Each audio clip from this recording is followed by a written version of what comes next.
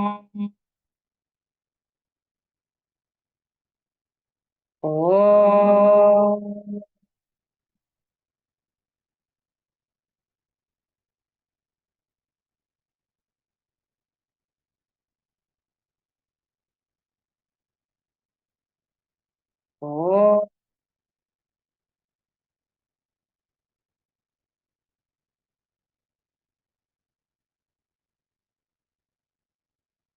Om Sahana Bhavatu Sahanau Bhunaktu Saha Viryam Karavavahai Tejasvinavadhitamastu ma vidvishavahai. Om Shanti Shanti Shanti. Samasta Jana Kalyani Niratam Karunamayam Namami Chinmayam Devam Sadguru Brahma Vidvaram.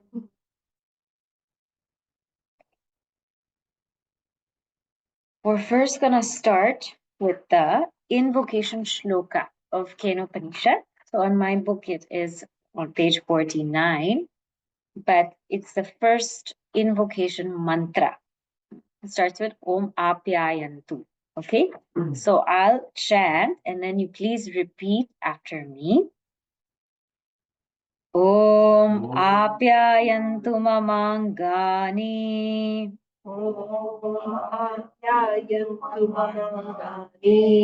Vak pranashchakshushrotramatho balamindriyani cha sarvani. Chakshushrotramatho balamindriyani cha sarvani. Sarvam brahmopanishadam. Sarvam brahmopanishadam. Maham brahma nirakuryam. Brahma nirakuryam. Ma brahma nirakarot. Ma brahma nirakarot. Anirakaranamastu anirakaranam me astu.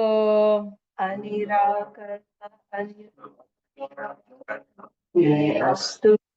Tadatmani nirateya upanishatsu dharmaha.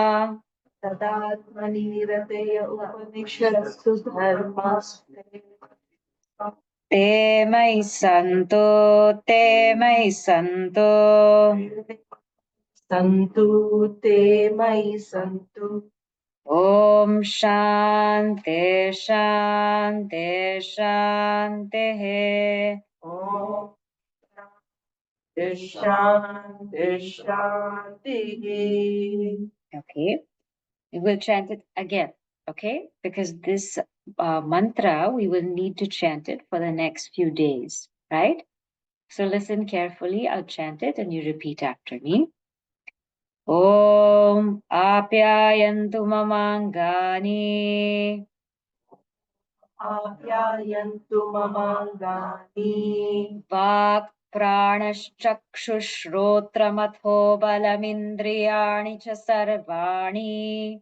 Vak pranashchakshushrotramatho balamindriyani cha sarvani. Sarvam brahmopanishadam. Sarvam brahmopanishadam. Maham brahma nirakuryam. Maham brahma nirakuryam. Ma brahma nirakarot. Ma brahma nirakarot. Anirakaranamastu anirakaranam me astu. Nirakaranam me astu. Tadatmani nirateya upanishatsu dharmaha. Tadatmani nirateya upanishatsu dharmaha. Te mai santo, te mai santo. Te mai santo, te mai santo. Together. Om Shanti Shanti Shanti. Okay, good. So, in this class, what we're going to study is Kenopanisad. for the next 3 days, Wednesday, Thursday, Friday. And we are going to do the first chapter of Kenopanisad. And Upanishad, the word Upanishad means Brahma Vidya. It means Brahma Vidya. Upanishad means Brahma Vidya, the knowledge of Brahman. Upanishad, the word Upanishad. Upa means we have to come near a teacher. We have to come near the Guru Parampara. It's not something that we can understand on our own. We can try to read on our own, try to read commentaries, but it requires somebody to guide us and teach us, because there's a lot of puzzling things in the Upanishad. Some things that may not be so clear when you first look at it. And we will see what that means also in Kenopanisad. There are examples of that.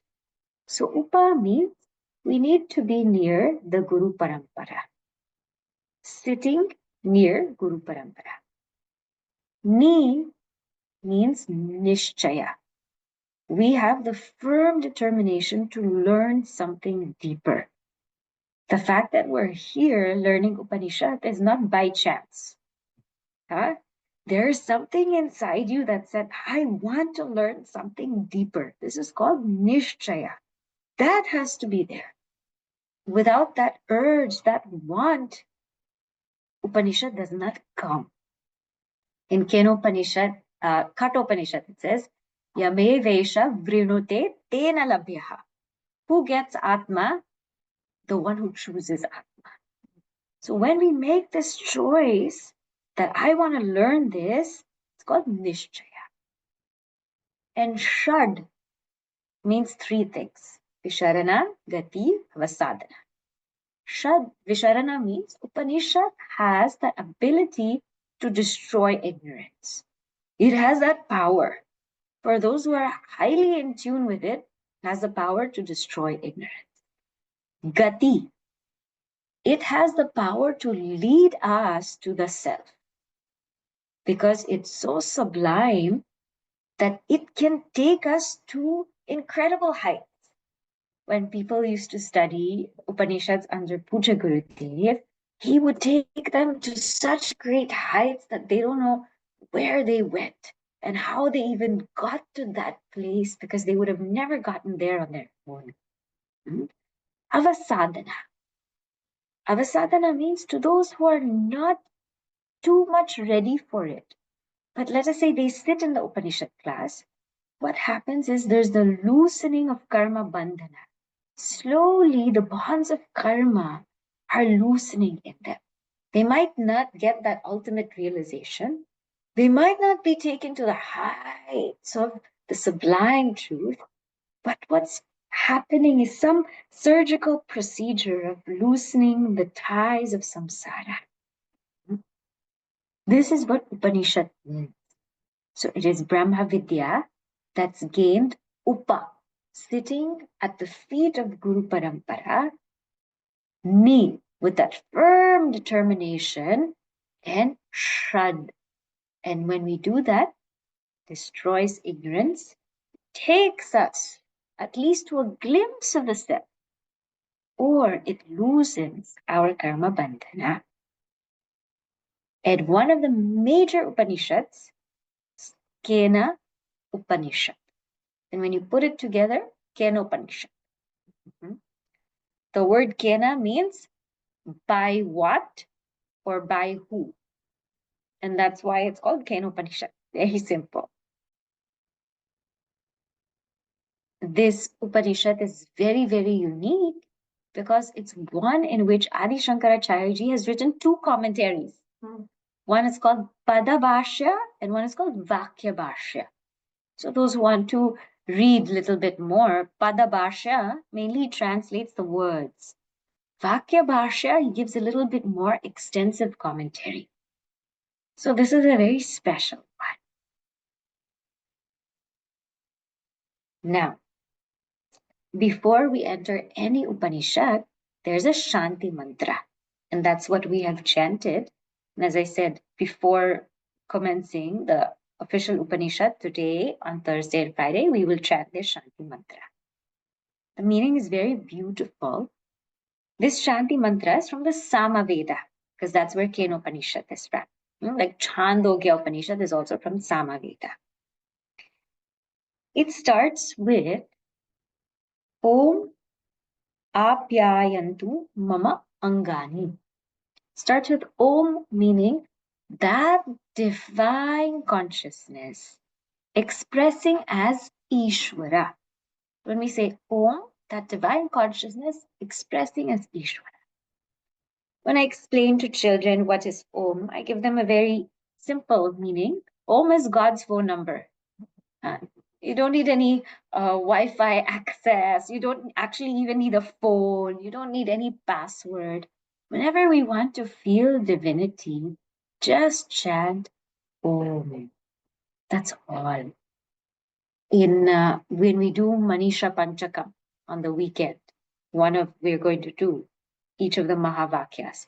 There we will see the depth of Om. For now, understand Om is that consciousness expressing as Ishvara. Apyayantu. May they grow vigorous. What? Mama Angani, my limbs. The first thing we need to do before we get into Upanishads is take care of our body. So this prayer says, let my body be healthy. Because we all know if the body is suffering in any way, it's difficult to study anything. Very difficult to say, I am not the body when the body is in grave danger, grave suffering. Mama Angani, may my limbs grow vigorous. May they be healthy. Vak, may my speech also be pleasant. When we're studying something like this, these texts cannot have any unnecessarily drama and transactional life. So may my speech be nourished, meaning may I speak that which is good and beneficial for others, because if I said something wrong, if I yelled, if I misused my speech, that is going to disturb me in my Upanishad study. So my speech also must be nurtured.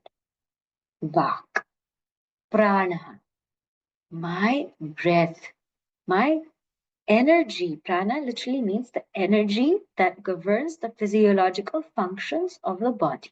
That is called prana.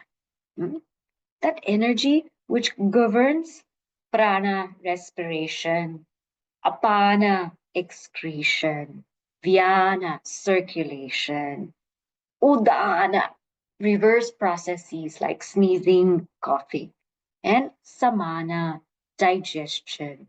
So that energy that governs all of this, may that also be healthy. May that be at peace.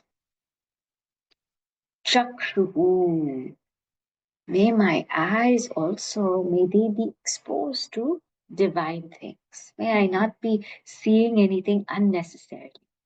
Especially when we're studying Upanishads, don't see anything unnecessarily. Don't speak anything unnecessarily these few days for this truth to really dwell upon our hearts. Shrotram. May I not hear nonsense, unnecessarily expose myself to things which I don't need. The fact that I'm here, meaning I have taken myself as a seeker seriously. So I don't need all of this drama. Balam, may there be strength in all of my indriyas. Sarvani indriyani, including my mind. May I have that mental strength to go deep. What is mental strength? Mental strength is the ability to go in instead of out. Life is very simple. How do I know what is the right choice? The right choice is always going within instead of going without. Shall I yell at this person? Go within. Think about it. Is it the right decision? What exactly? Instead of going without. Shall I do all of this? Do you need to? Go within instead of go without. So mental strength, may I have the capacity to go within. That's called balam. I am seeking all of this from you, O Ishvara. Why? Sarvam Brahmopanishadam. Because you are that truth which is revealed in all of the Upanishads. You are that Brahman which is revealed in all of the Upanishads, and I want access to it. Therefore, ma aham Brahma nirakuryam. May I not deny Brahman. May I not deny Brahman. What does this mean? How do I deny Brahman? I deny Brahman when I forget my primary identity in life. What is my primary identity? I am a seeker first. When I take myself to be seeker second, that's when I have all the problems in it. We might play multiple roles: mother, father, brother, sister, friend, daughter, son, colleague. We might play all of those different roles. Which role has to take priority all the time? Seeker first. Let everything be guided by, I am a seeker first. I am a seeker, then I am a parent. Seeker, then parent is beautiful. Parent seeking is trouble. When I am a seeker, then I am a parent. I can raise my child, raise the people around me with that vision. What is the best way for this jiva to evolve in this world? What is the best way? Because after all, this path is about evolution and realizing the self. So how can I be there so I can help them in this journey?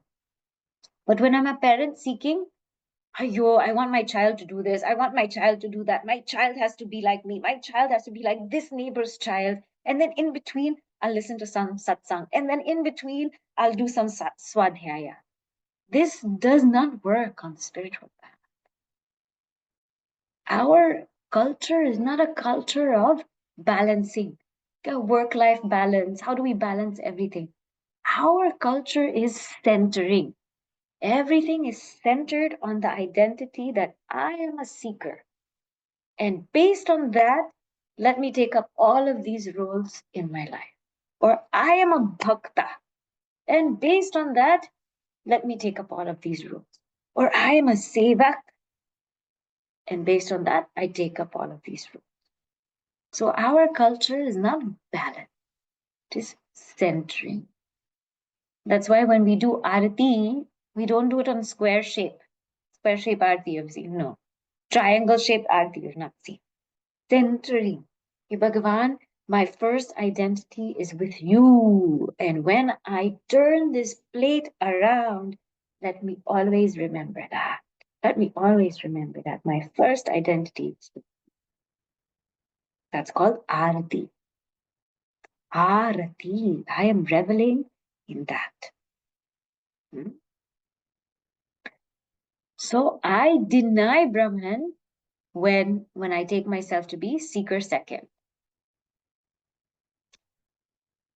I fully connect to that reality when I take myself to be seeker first. Ma Brahmanira karot. There are two ma's here. The first ma is me. The second ma is not. In Samskrita, ma also means not. So may Brahman not deny me. May I deny Brahman is clear. May Brahman not deny me. Can Brahman deny me? No, Brahman, that reality cannot deny. It's actionless. Can Ishvara deny me? No, because in the Bhagavad Gita, it's very clear. Samoham sarva bhuteshu. Ishvara's grace is there with everybody. The example given is like fire. That fire, let us say, is here, and all of us have access to that fire. Some of us may choose to walk in closer to the fire and we feel the heat of the fire. Some of us may choose to walk away from the fire and we will not feel the heat. So Ishvara denying me means that I am not being receptive to Ishvara's grace. Because Ishvara is there, is that fire. Am I walking close to that fire or not? Ishvara's grace, Puja Guruji says something so beautiful. Ishvara's grace is not pratikshana. I have to wait. I'm not receiving grace. I have to wait. Ishvara's grace is samikshana. It's there every step of the way. It is there every step of the way. Every day there is grace. Every single day. Only if we tune into it. So there can never be denial by Brahman. There can never be denial by Ishvara. And there can never be denial by Guru. The only thing that's the denial is I am not receptive to their grace. Therefore, I feel as though they are denying me. So it's that feeling that I feel I'm being denied. But I am not actually. Anirakaranam astu, anirakaranam me astu. So may there be non-denial from both sides. So nirakuryam is may I not deny Brahman. Brahma nirakarot, may Brahman not deny me. Anirakaranam, may there be non-denial. Anirakaranam me astu, may there be non-denial from both sides. This is the only way spiritual journey will work. If there's non-denial from both sides. Tat atmani, in the self. Nirate, in that self which I revel in. Ya Upanishatsu dharmaha. Those dharmas, those values, those teachings that are there in the Upanishad, may they be in me who is reveling in Atman. Nirate means in the one who is reveling Atmani, in that Atman. Te mai, in me, te, may those dharmas, may those qualities, may those virtues of the Upanishads, may they reside in me. Te mai sattu, may they be in me. Te mai sattu, may they live in me. It's different when we practice a virtue and when the virtue lives in us. For the knowledge of the truth to bear fruit, the virtue has to live in us. What does this mean? See, Puja Guruji also gives a nice definition. He says value is, let's say, truthfulness.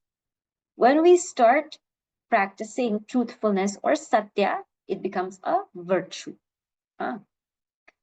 Now, what our dharma is that may that virtue be living in me.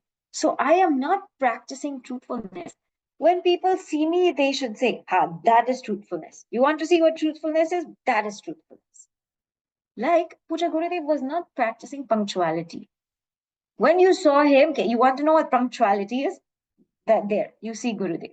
That is called punctuality. He was not practicing discipline. You want to see what discipline is? There, you see. The discipline lives in Gurudev. That value said, I need a place, I need a great Mahatma to stay in. Therefore, that I need a great Mahatma to stay in so that everybody can understand how to practice me. And it said, I will live in Gurudev.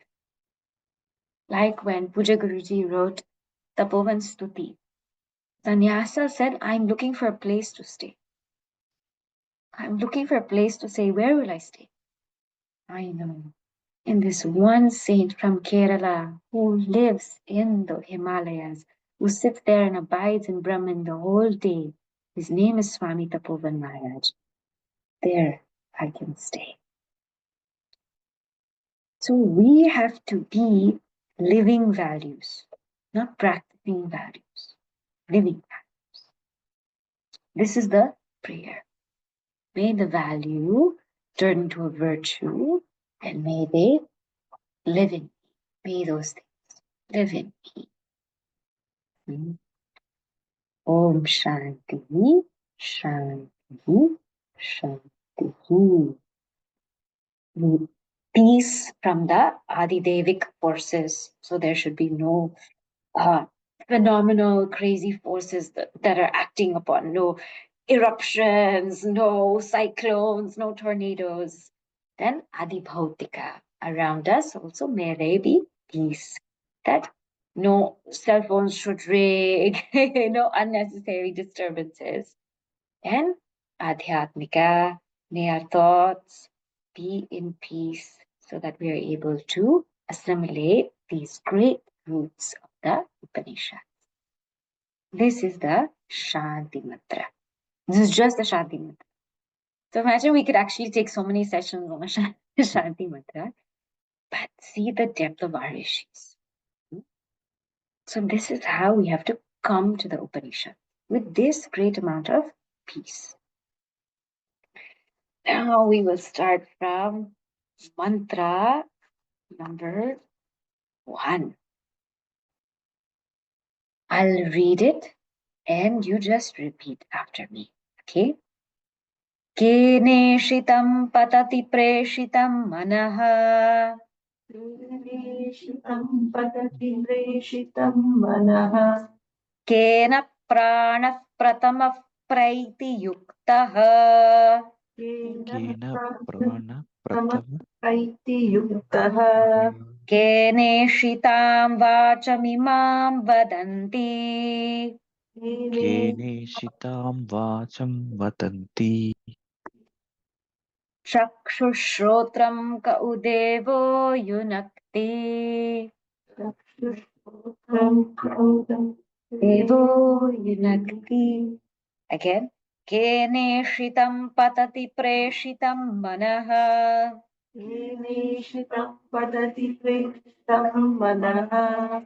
Kena prana pratama praiti yuktaha. Kena pratama praiti yuktaha. Keneshitam vachamimam vadanti. Keneshitam vadanti. Chakshushrotram ka udevo yunakti. Chakshushrotram yunakti. So first we start with the word kena. Now, this student is asking a very, very profound question. Kena, by whom or by what?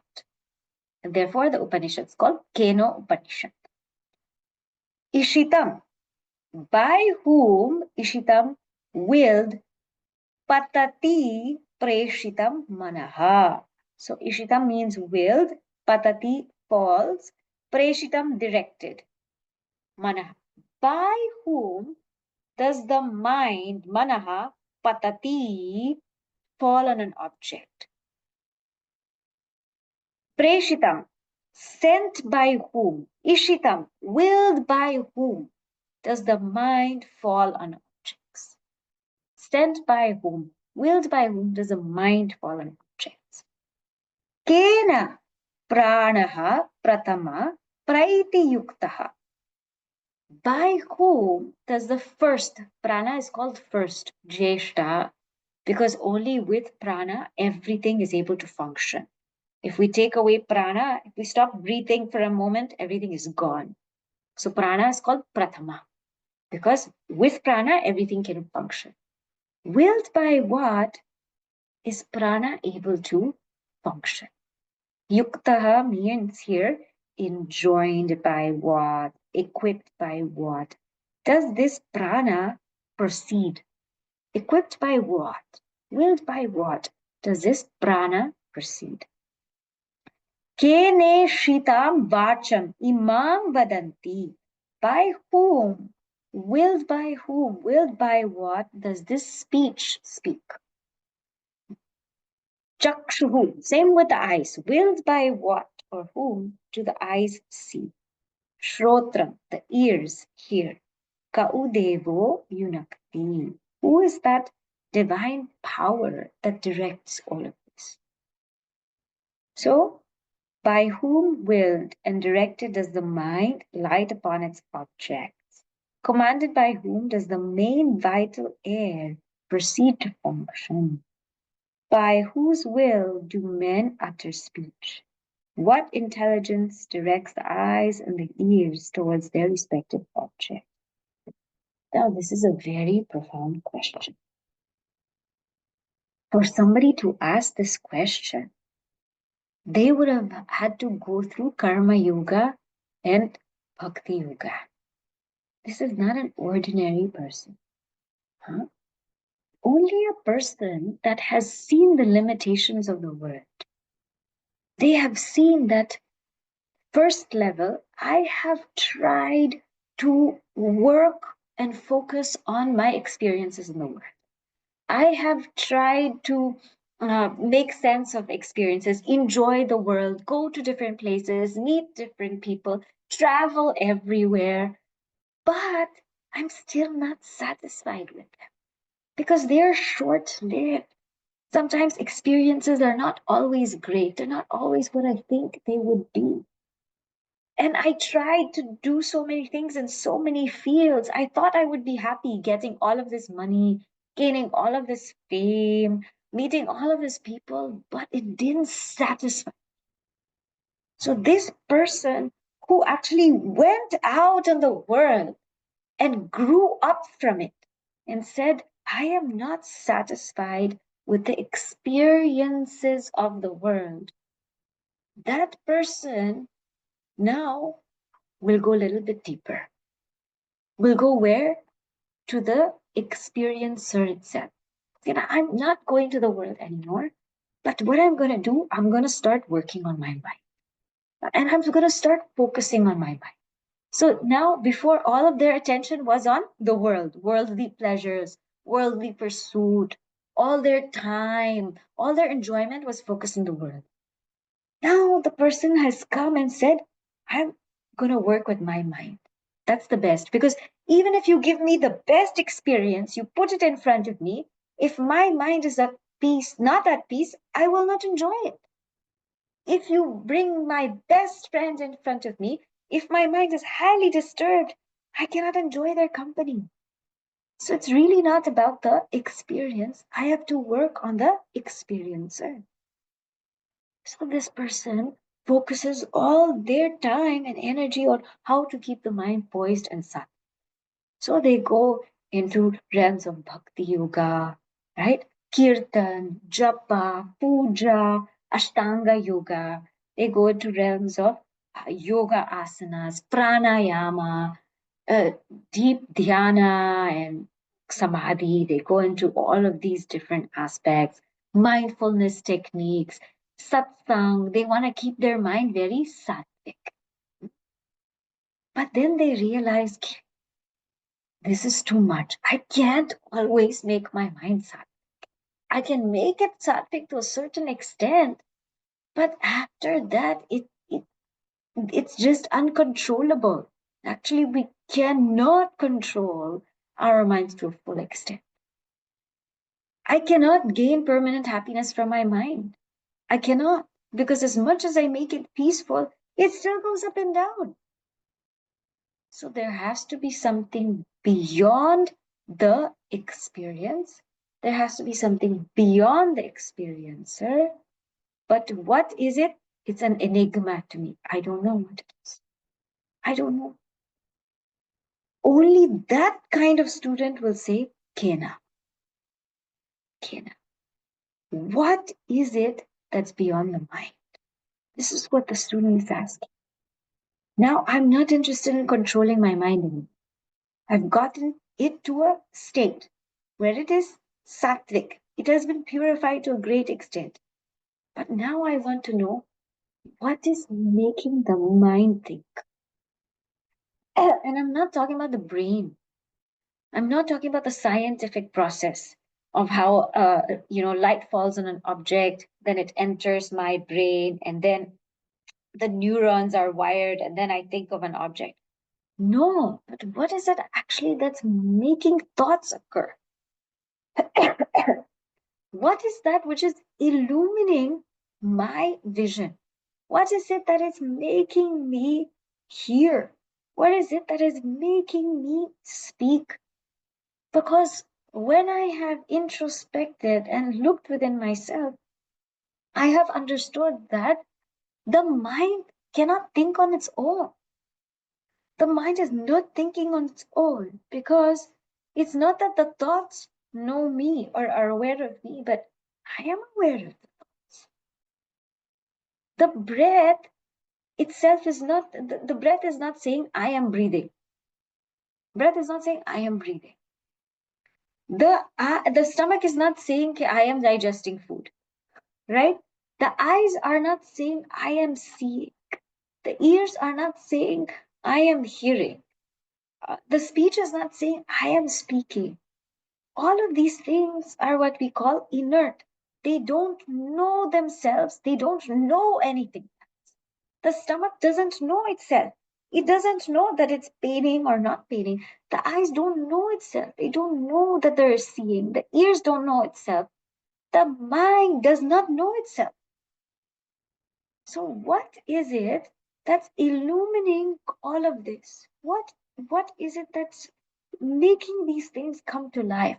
What is it that's giving them the power to know, to feel, to think? Where does that come? And if I think it is the brain, if we examine the brain closely, the brain is matter. And we have never seen matter able to produce consciousness. We have never seen that. So how is this first person experience happening? How am I able to feel, to think, to love, to see, to hear? How is it happening? There has to be something deeper there. So he says, what is enabling? He comes to a very, very deep question. Now the teacher answers, and the way the teacher answers is also very, very beautiful. So this is the question. First, we must appreciate this is the question of the student. This is the heights that the student has been raised to. How is all of this functioning?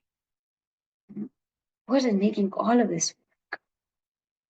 Now we come to the answer of the teacher. Answer of the teacher now is in mantra number 2. Shrotrasya shrotram manaso mano yat. श्रोत्रं वदसो मनोयद् Vacho havacham sa upranasya pranaha. वाचो सवाचं प्राणस्य प्राण Chakshuratimuchya dhiraah.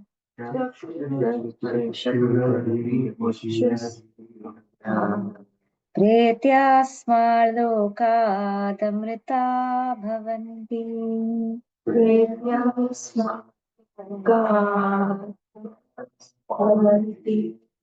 Rudrasya shrotram manaso mano yat. श्रोत्रं वदसो मनोयद् Vacho havacham sa upranasya pranaha. वाचो अवाचं सौ प्राणस्य प्राणः Chakshuratimuchya dhiraah. विमुच्यस्य धीराः Pretyasmarlokatamrita bhavanti. लोकामृता भवन्ति. He gives a very profound answer. What does he say? What you are asking for, it is the ear of the ear. Shrotrasya shrotram. It's the ear of the ear. Manaso manaha. It is the mind of the mind. Vacho havacham. It is the speech of the speech. Saupranasya prana. It is the breath of the breath. Chakshusha chakshu. It is the eye of the eye. Atimucha dhiraha. And that wise one, Atimucha, having transcended all these identifications, Pretyasma lokat, having gone away from this world of the senses, Amrita Bhaganti becomes immortal. So it is the ear of the ear, the mind of the mind, the speech of the speech, the breath of the breath, and the eye of the eye. Having abandoned the sense of the self or I-ness in these, and rising above sense life, the wise become immortal. Now, very beautiful. Now, why did the teacher answer this way? Now, why didn't you just say Brahman? Why did you say the ear of the ear and eye of the eye? See the glory of the teacher. Teacher wants to take the student from the known to the unknown. You know the ear? Now hold that ear. Go within. The teacher also wants to take the student from the known to the unknown. He wants to tell the student, go within. Don't go out. Because if he says Brahman, the student doesn't know anything. So you're telling me, Brahman, I only know the ears, the eyes, the mind. And if the teacher just says Brahman, I might think it's an object outside of me that I have to go and get and attain. So the teacher says, you know the ear? Go within to the ear of the ear. Don't go without, go within. So to the known and to within. You know the mind? Go within to the mind of the mind. You know speech? Go within to the speech of the speech. You know the breath? Go within to the breath of the breath. You know the eye? Go within to the eye. So this teacher is taking the student on a world tour. But what is a tour? It is not where we're going to do sightseeing, but we're going to the seer of all sights. Huh? And this tour will also blow our mind, literally blow the mind. So it's a different tour where we will go to the seer of all sight. And this teacher, very beautifully, what he's trying to tell us.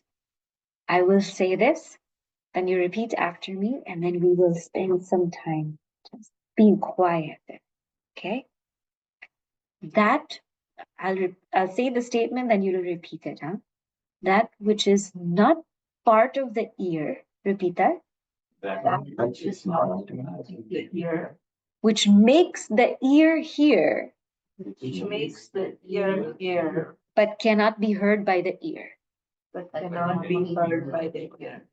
That which is not part of the mind That which is not part of the mind can make the mind think, can make the mind think, but cannot be thought of by the mind. but cannot be thought. That which is not part of speech That which is not part of speech cannot be spoken by speech, cannot be spoken by speech, but makes the speech speak. but speech speak. That which is not part of breath That which is not part of breath makes the breath breathe, makes the breath breathe, but cannot be breathed by breath. but cannot be breathed by breath. That which is not part of the eye, That which is not part of the that which makes the eye see, that which makes the eye, but cannot be seen by the eye. That is yourself. That's the Atman. Okay? So, more of this we will take up tomorrow. Now, we will just sit quietly with this mantra. Okay? We'll just sit quietly with this mantra so we can feel it and you can keep thinking about it. Right? So, sit straight. Keep your back straight. Back, neck, head straight. Right? And just follow the instructions that I provide. Okay?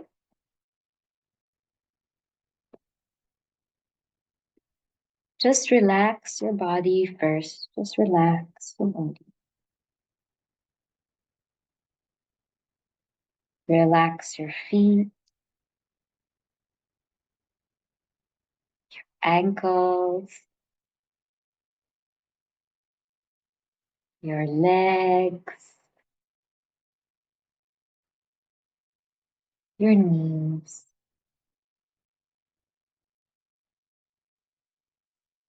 Relax your thighs, hips, stomach, chest, lower back, upper back, shoulders, arms, the neck, face, forehead. Just relax, relax, relax. Take a deep inhale, exhale. Inhale, exhale. Inhale, exhale. Now I will chant the mantra. Just listen to it.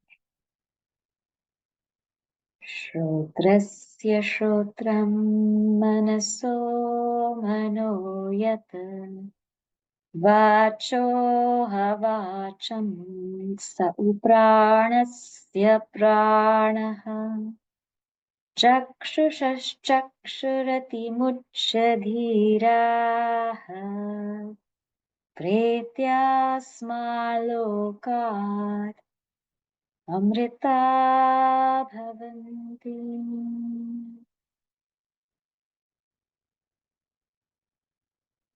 Now, with yourself, go from the ear to the ear of the ear. Go from the mind to the mind of the mind.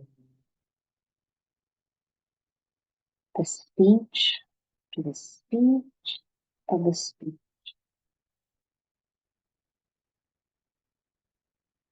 The breath to the breath of the breath. Eye to the eye of the eye. Keep tracing all thoughts to the source of thought. Imagine an imaginary line from your thoughts to the source of thought and go towards it. I will be silent for a few moments. All I want you to do is keep going within. Trace the thought to the source of the thought and remain as you are.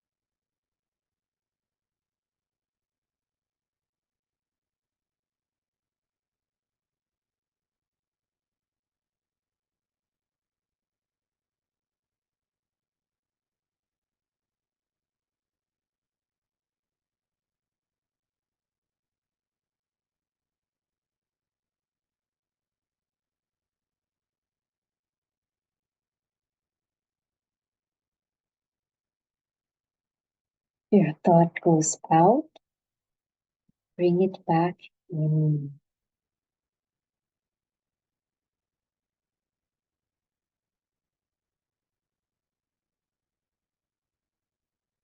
Strong mind, the mind that has the ability to go within.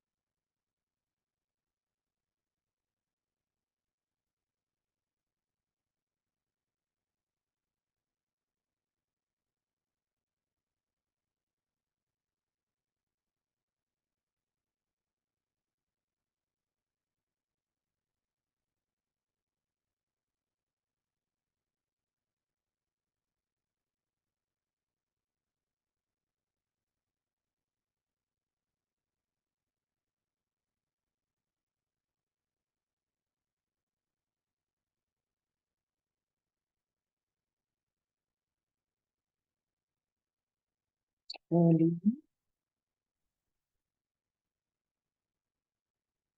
bring your mind to Guru Bhagavan. Seek their grace and blessing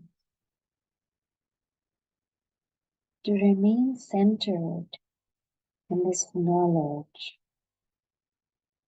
throughout the day.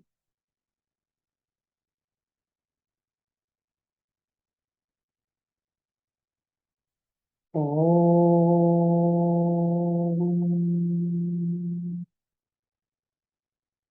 Shanti.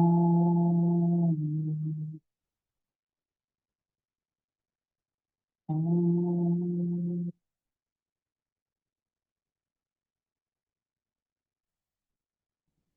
Om.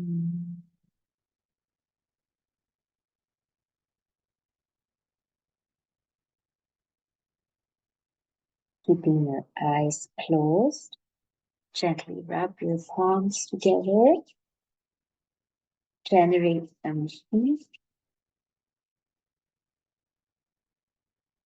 cup them over your eyes and your head. Bless yourself. Put them on your face, your neck, shoulders, arms, and hands, on your chest, your back, legs, your knees, your feet. Very, very gently open your eyes with a new vision for a new day.